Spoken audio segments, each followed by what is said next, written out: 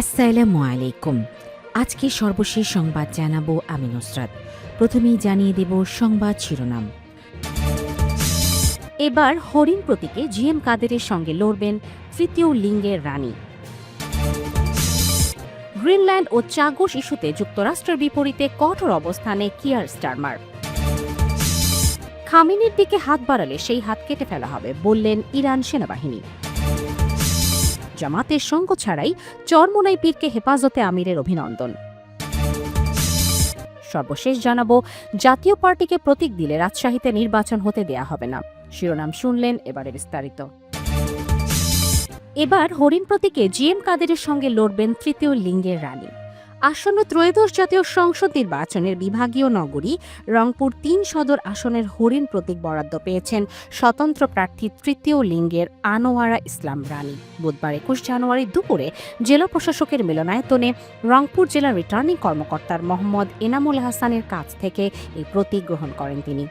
আনোয়ারা ইসলাম রানী Rangpur ৩ city corporation সদর আসন থেকে এবারে প্রতিদ্বন্দ্বিতা করছেন। এই আসনে আরও প্রতিদ্বন্দ্বিতা করছেন জাতীয় পার্টির গোলাম মোহাম্মদ কাদের, জিএম কাদের, বিএনপির শামসুজ্জামান শামু, জামাতের অধ্যাপক মাহবুবার রহমান বেলাল, ইসলামী আন্দোলন বাংলাদেশের আমিরুজ্জামান পিয়াল, বাসদের আব্দুল কুদ্দুস। এর আগে আনোয়ারা ইসলাম রানী দ্বাদশ জাতীয় সংসদ নির্বাচনে প্রতিদ্বন্দ্বিতা করেছিলেন। ওই নির্বাচনে স্বতন্ত্র প্রার্থী হিসেবে ঈগল প্রতীক নিয়ে তিনি জাতীয় পার্টির চেয়ারম্যান জিএম কাদেরের সঙ্গে প্রতিদ্বন্দ্বিতা করেন। সে নির্বাচনে আনোয়ারা ইসলাম রানী ২৩,৩৩৯ ভোট পেয়েছিলেন। আনোয়ারা ইসলাম রানী বলেন, হরিণ প্রতীক পেয়ে আমি খুবই খুশি এবং আনন্দিত। দলিত, হরিজন, আদিবাসী, তৃতীয় লিঙ্গ, বিশেষ চাহিদা সম্পন্ন মানুষ, সমাজের পিছিয়ে পড়া প্রান্তিক সমাজের মানুষ এখানে আমাকে সমর্থন জানাতে এসেছেন। আমি তাদের প্রতিনিধি। তারা স্বাধীনতার ৫৪ বছর ধরে নিরীহ হিসাবে বঞ্চিত হয়ে আসছে। এই নিরীহতার প্রতীক হল হরিণ। আমি পিছিয়ে পড়া জনগোষ্ঠীর কণ্ঠস্বর হিসাবে সংসদে যেতে চাই। তাদের অধিকার নিয়ে কথা বলতে চাই, তাদের মর্যাদা আদায় করতে চাই। তিনি আরও বলেন, নির্বাচনে আইন শৃঙ্খলা নিয়ে সংশয় রয়েছে, তারপরেও নির্বাচনের কার্যক্রম এগিয়ে চলছে। আশা করি সুষ্ঠুভাবে নির্বাচন সম্পন্ন হবে। এ সময় তিনি রংপুরবাসীর সহযোগিতা কামনা করেন। গ্রিনল্যান্ড ও চাগোস ইস্যুতে যুক্তরাষ্ট্রের বিপরীতে কঠোর অবস্থানে কিয়ার স্টারমার।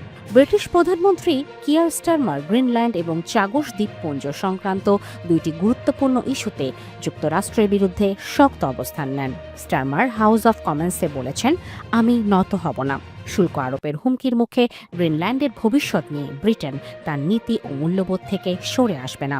খবর বিবিসির। তিনি যুক্তরাষ্ট্রের শুল্ক হুমকিকে সম্পূর্ণ ভুল বলে অভিহিত করেন এবং পুনরায় জোর দিয়ে বলেন, যুক্তরাজ্যের অবস্থান অপরিবর্তিত থাকবে।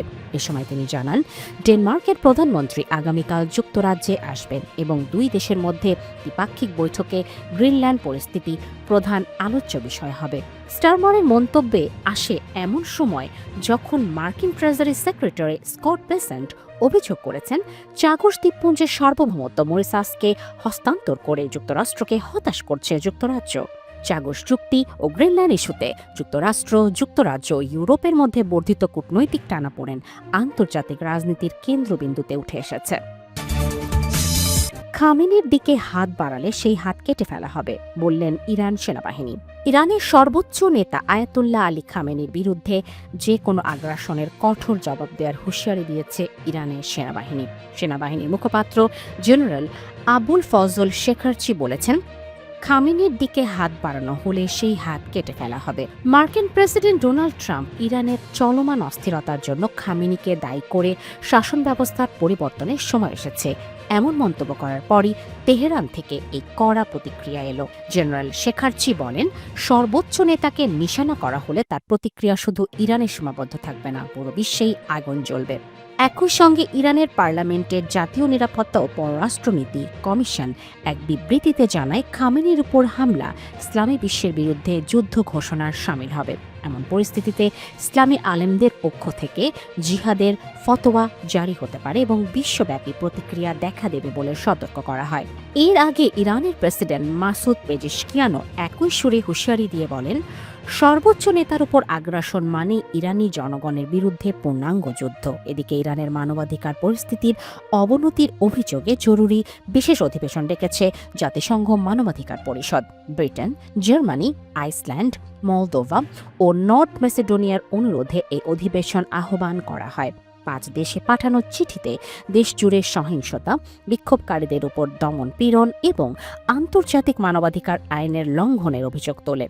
অন্যদিকে যুক্তরাষ্ট্রের হুমকি সত্ত্বেও ইরানের সঙ্গে বাণিজ্য অব্যাহত রাখার ঘোষণা দিয়েছে রাশিয়া। রুশ পররাষ্ট্রমন্ত্রী সের্গেই ল্যাভরভ বলেন, তেহরানের সঙ্গে বাণিজ্য বন্ধ করার কোনো কারণ দেখছে না মস্কো। জামাতের সঙ্গ ছাড়াই চরমোনাই পীরকে হেফাজতে আমিরের অভিনন্দন। জামাতের সঙ্গ ত্যাগ করায় ইসলামী আন্দোলন বাংলাদেশের আমির মুফতি সৈয়দ মোহাম্মদ রেজাউল করিম পীর সাহেব চরমোনাইকে অভিনন্দন জানিয়েছেন হেফাজতে ইসলামের আমির আল্লামা শাহ মুহিবুল্লাহ বাবুনগরী। বুধবার 21 জানুয়ারি গণমাধ্যমে পাঠানো এক বিবৃতিতে তিনি এই অভিনন্দন জানান। পাঠানো বিবৃতিতে আল্লামা শাহ মুহিবুল্লাহ বাবুনগরী বলেন, আমরা হেফাজতের পক্ষ থেকে 5 আগস্ট পরিবর্তিত বাংলাদেশের সহি আকিদা বিশ্বাসী ওলামায়ে কেরামের তত্ত্বাবধানে ইসলামপন্থীদের বৃহত্তর ঐক্য গড়ার লক্ষ্যে কাজ করছি। মওদুদিবাদী জামায়াতকে বাদ দিয়ে এক হওয়ার আহ্বান করছি। ঈমান আকিদা বাদ দিয়ে কারোর সাথে জোট না করতে সতর্ক করেছি। আলহামদুলিল্লাহ, মওদুদিবাদী জামাতের খপ্পর থেকে বের হয়ে ইসলামী আন্দোলন বাংলাদেশ এককভাবে রাজনৈতিক পথ চলা তৈরি করতে পারায় বিশেষ মোবারকবাদ জানাই। ইসলামী রাজনীতিতে হকপন্থীদের একক পথ চলা খুবই প্রয়োজন ছিল বলে উল্লেখ করে হেফাজতে আমির বলেন, ইসলামপন্থী রাজনীতির জন্য এই পথ চলা আগামী দিনে ভালো ব্যবস্থা তৈরি করবে। জামাতের সঙ্গে থাকার কারণে এই দেশের ইসলামপন্থীর বড় ক্ষতি হওয়ার সম্ভাবনা ছিল। পীর সাহেব চরমোনাইয়ের একক পথ চলার সিদ্ধান্ত সেই ক্ষতির পথ অনেকটাই বন্ধ করবে বলেই মনে করি। এই সাহসী পদক্ষেপ নিতে পারায় ইসলামী আন্দোলনের আমির এবং এই দলকে বিশেষ মোবারকবাদ জানাই। হেফাজত বরাবরের ন্যায় আগামী নির্বাচনও কোনো দলের পক্ষে অবস্থান নেবে না জানিয়ে তিনি বলেন, যারা নিরেট ইসলামপন্থাকে ধারণ করে জনগণ তাদেরই ভোট দেবেন বলে আমি আশাবাদী। আগামী নির্বাচনে ওলামায়ে দেওবন্দ তথা আহলে সুন্নাত ওয়াল জামাতের সব অনুসারী একই সঙ্গে পথ চলবেন বলেও আশাবাদ ব্যক্ত করেন তিনি। জাতীয় পার্টিকে প্রতীক দিলে রাজশাহীতে নির্বাচন হতে দেয়া হবে না। রাজশাহীতে ত্রয়োদশ জাতীয় সংসদ নির্বাচনের প্রার্থীদের প্রতীক বরাদ্দের অনুষ্ঠানে জাতীয় নাগরিক পার্টি এনসিপির স্থানীয় এক নেতা বলেছেন, জাতীয় পার্টিকে প্রতীক দেয়া হলে রাজশাহীতে কোনো নির্বাচন হতে দেওয়া হবে না। তবে অনুষ্ঠানে জাতীয় পার্টির প্রার্থীদেরও প্রতীক বরাদ্দ দেন রিটার্নিং কর্মকর্তা আফিয়া আক্তার। বুধবার 21 জানুয়ারি সকাল থেকে রাজশাহীর জেলা প্রশাসকের কার্যালয়ের সম্মেলন কক্ষে প্রার্থীদের উপস্থিতিতে প্রতীক বরাদ্দ চলছিল। সেখানেই ঘটেছে এই ঘটনা। খোঁজ নিয়ে জানা গেছে, দুপুরে জেলা প্রশাসকের কার্যালয়ে গিয়ে রিটার্নিং কর্মকর্তাকে একটি লিখিত অভিযোগ দেন এনসিপির কার্যক্রম স্থগিত থাকা জেলা কমিটির সাংগঠনিক সম্পাদক ও বৈষম্য বিরোধী ছাত্র আন্দোলন জেলার সাবেক আহ্বায়ক নাহিদুল ইসলাম সাজু।